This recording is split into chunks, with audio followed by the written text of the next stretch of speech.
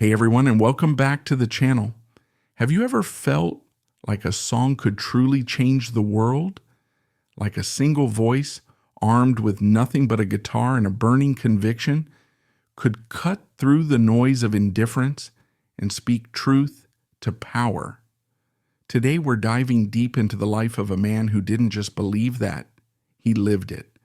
We're talking about Phil Ochs, a name that for some might conjure faint echoes of the 1960s, but for those who truly know his story, it resonates with the force of a thunderclap. He was a troubadour, a journalist, a poet, and above all, a fearless chronicler of his times. This isn't just a tale of a musician, it's an immersive journey into a tumultuous era, the passionate heart of an idealist, and the profound, sometimes heartbreaking, cost of living a life so intensely dedicated to justice. So settle in, because this story of Phil Ochs is a testament to the enduring power of art and the fragile beauty of a soul too sensitive for the world it fought so hard to mend. Imagine, if you will, America in the early 1960s. The post-war boom was still humming along, yet beneath the veneer of prosperity, profound societal shifts were underway. The cautious optimism of the Eisenhower years was giving way to a new, restless energy, epitomized by the youthful vigor of John F. Kennedy's presidency. But this wasn't just a time of hope. It was a crucible of change, boiling over with simmering tensions. The civil rights movement was gaining an unstoppable momentum, its urgent, undeniable cries for racial equality echoing from lunch counters in Greensboro to the streets of Selma. Simultaneously, a distant, ominous rumble was growing louder on the global stage, the whispers of a far-off conflict in a place called Vietnam, soon to escalate into a roaring inferno that would profoundly divide a generation. It was an era defined by idealism clashing with entrenched power, a fervent belief that change was not merely possible, but absolutely imperative. Into this vibrant, volatile landscape stepped a young man named Phil Ochs. Born on December 19, 1940, in El Paso, Texas, Ochs grew up in a comfortable middle-class Jewish family, far removed from the gritty struggles he would later champion. His early life, moving between various states due to his father's medical career, offered little overt indication of the passionate firebrand he would become. He was bright, articulate, and fiercely intelligent, showcasing an early aptitude for debate and an insatiable curiosity about the world around him. But it was during his college years at Ohio State University that the seeds of his activism truly began to sprout. He studied journalism, even editing the campus newspaper for a time, a role that honed his sharp observational skills and his ability to dissect political events. He devoured news, soaking up the political currents of the day, from the nascent civil rights protests to the chilling specter of the Cold War. It was here, amidst the burgeoning folk music scene that was sweeping college campuses, that Phil first picked up a guitar. He wasn't just learning chords. He was discovering a powerful new medium, realizing its immense potential as a vehicle for his rapidly growing political consciousness. He found inspiration in the likes of Woody Guthrie and Pete Seeger, understanding that a song could be more than entertainment. It could be a weapon, a sermon, a rallying cry. He wasn't merely finding his voice.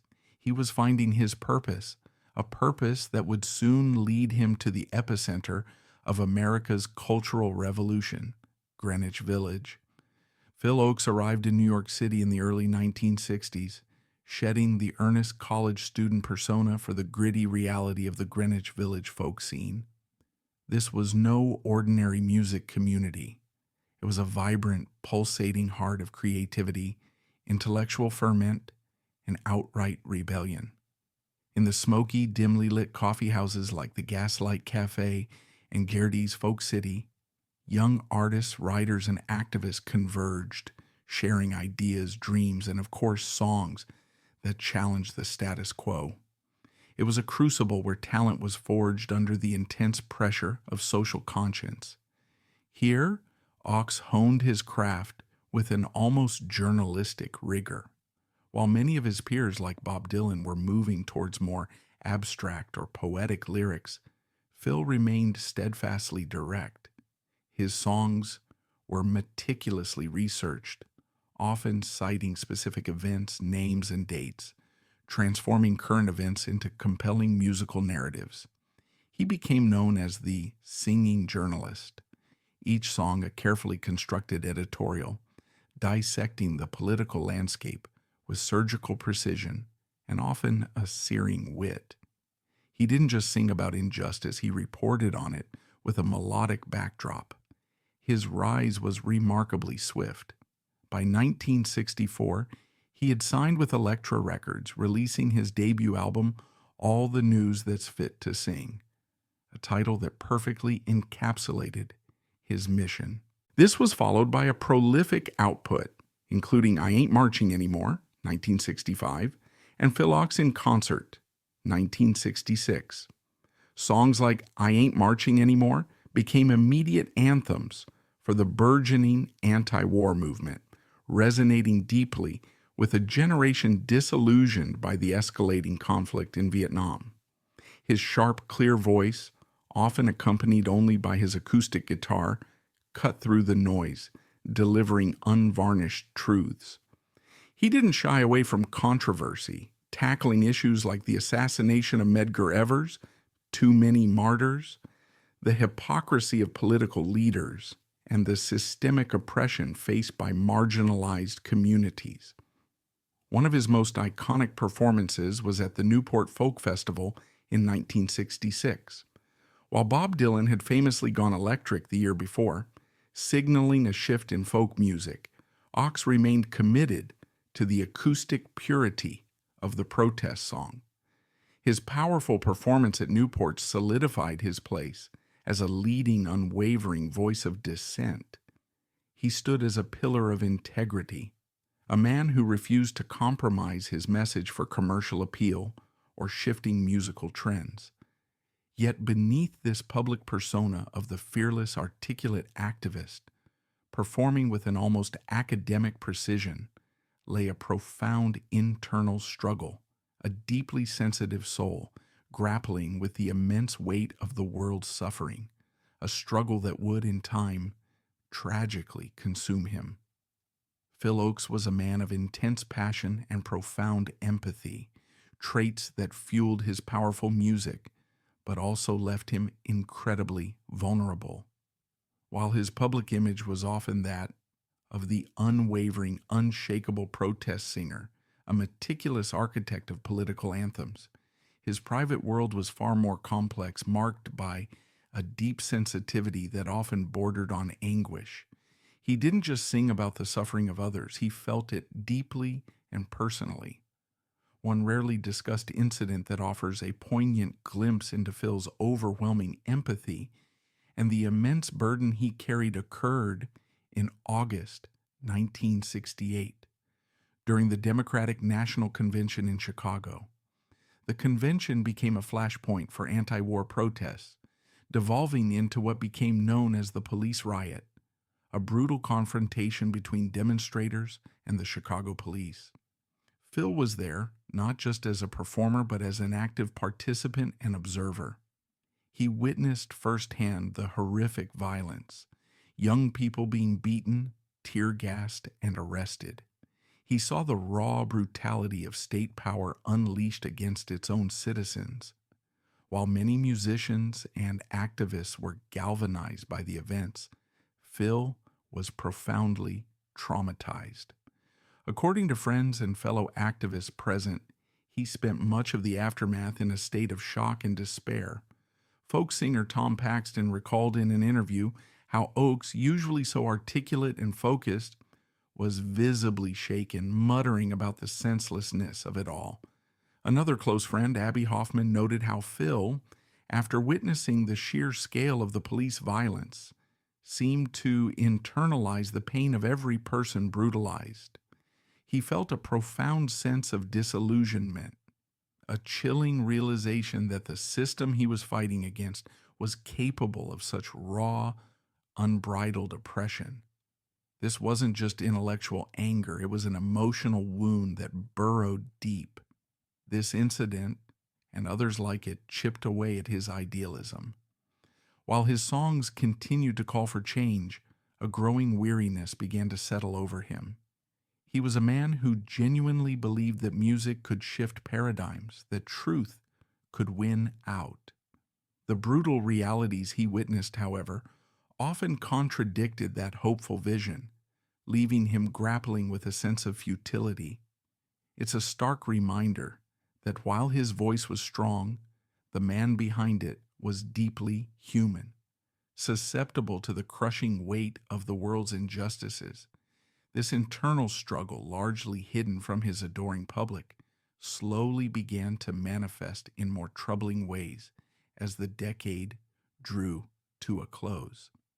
As the fervent idealism of the 1960s began to wane, giving way to the often cynical and disillusioned mood of the early 1970s, the political and cultural landscape shifted dramatically. The passionate, earnest folk music that Phil Ochs pioneered, so perfectly suited for the protest movements, started to lose its mainstream prominence. The charts were now dominated by rock and roll, singer-songwriters with more personal, introspective themes, and a growing disconnect between the counterculture and the broader American public. For Phil, who had so deeply intertwined his art with political action, this shift proved profoundly challenging.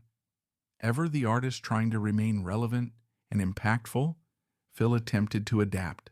He experimented with different musical styles, even incorporating elements of country and rock, notably on albums like Tape from California, 1968, and Rehearsals for Retirement, 1969. He famously traded his signature acoustic guitar for a gold lame suit and attempted a more theatrical, almost Elvis-like stage persona in 1970 with his Elvis Memorial Show at Carnegie Hall. This was a jarring departure for fans accustomed to his austere, earnest presence, and it was met with mixed reactions. While some saw it as an attempt to connect with a wider audience or satirize celebrity culture, others viewed it as a sign of his growing disconnection or even desperation. Beyond his musical experimentation, Phil continued his unwavering commitment to global justice. He traveled to Chile in 1971, where he befriended President Salvador Allende and organized benefit concerts to support socialist causes. He even visited Vietnam in 1975, witnessing the end of the war he had so vehemently protested. He tirelessly lent his voice to various causes, from environmentalism to supporting American prisoners of war, but the golden age of the protest song, as he knew it, was undeniably fading, and with it, perhaps, a clear sense of Phil's artistic direction. This period of artistic transition was tragically compounded by a gradual and insidious deterioration in his mental health. While he had always been known for his intensity, his sharp mood swings, and a certain artistic eccentricity, these traits began to manifest in more troubling and debilitating ways. He was diagnosed with bipolar disorder, a severe mental illness characterized by extreme shifts in mood, energy, and activity levels. This condition swung him from periods of intense manic creativity, where he would write prolifically and feel invulnerable, to crushing depths of depression, paranoia, and debilitating self-doubt. His manic phases could lead to grandiose, sometimes impulsive projects, while the depressive episodes left him withdrawn, unable to work, and deeply despairing. This wasn't just a private struggle, it began to significantly impact his professional life. His ability to perform consistently and his most intimate relationships.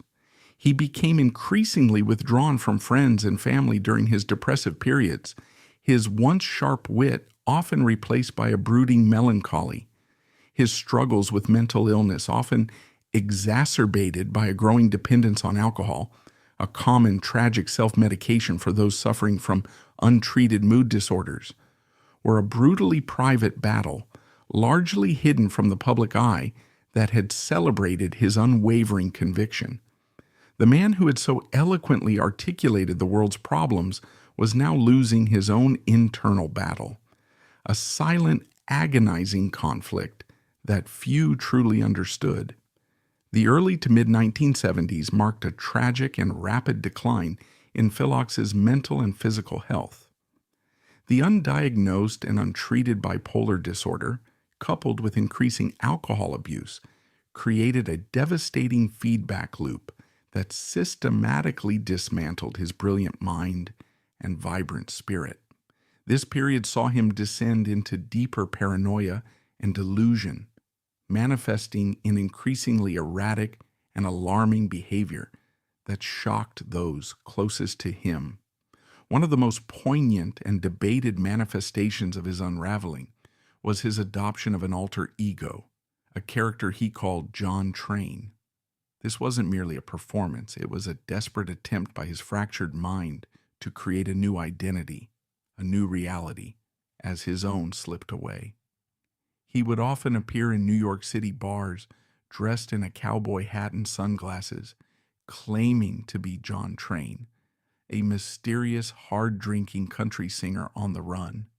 He would sometimes engage in bizarre, rambling monologues, his once brilliant and incisive conversational skills replaced by fragmented thoughts and paranoid delusions.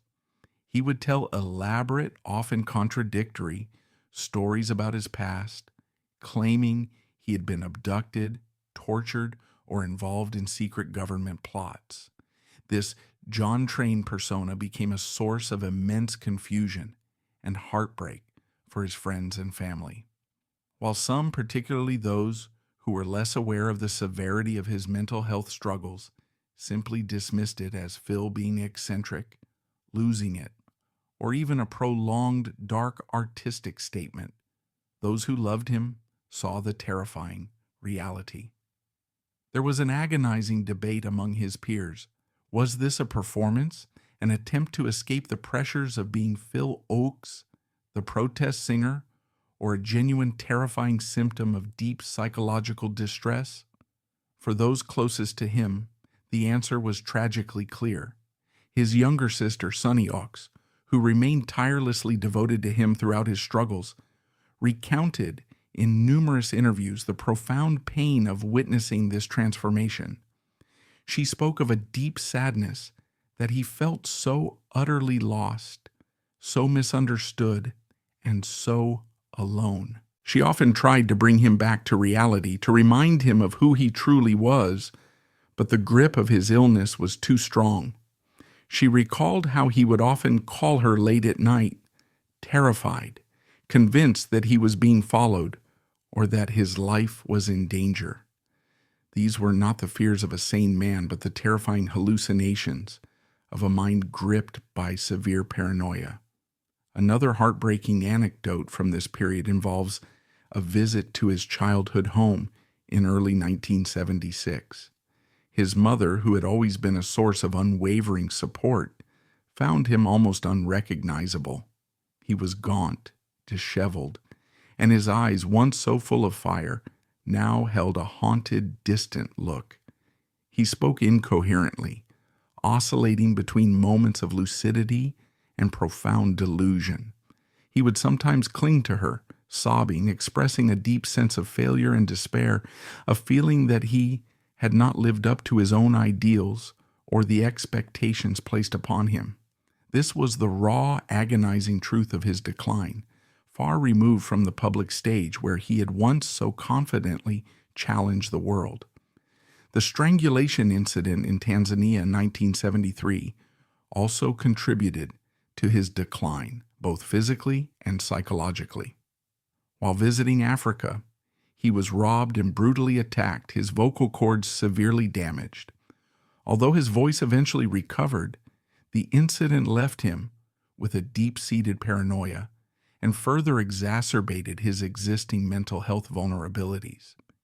He became convinced that the attack was part of a larger conspiracy, a delusion that persisted in his John Train persona.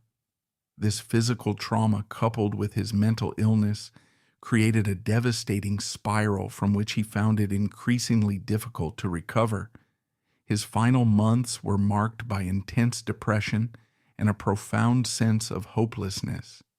He stopped performing almost entirely, and his once prolific songwriting ceased. He was adrift, unmoored from the purpose that had defined his life. Despite the efforts of friends and family to seek professional help, the complexities of his illness and the limitations of mental health treatment at the time made effective intervention incredibly difficult.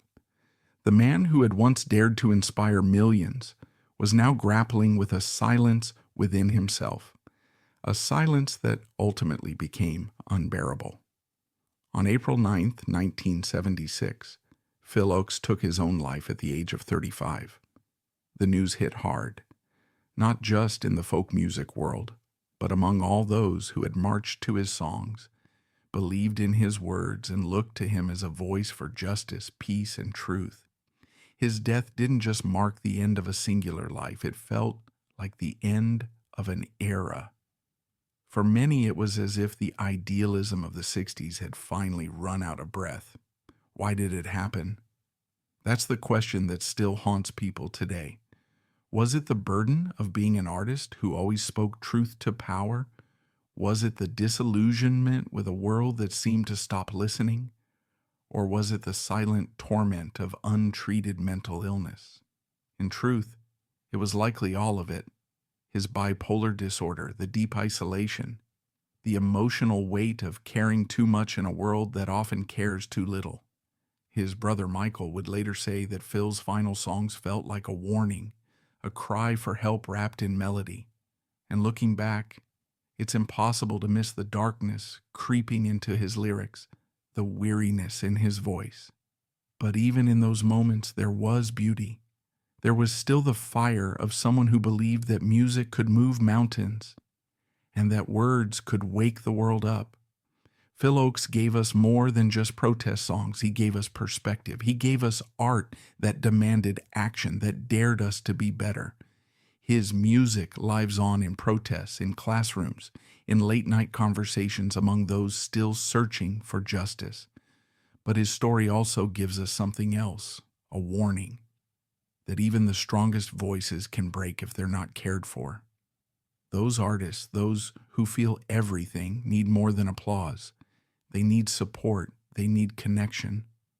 Phil's life reminds us that mental health matters just as much as any cause we're fighting for.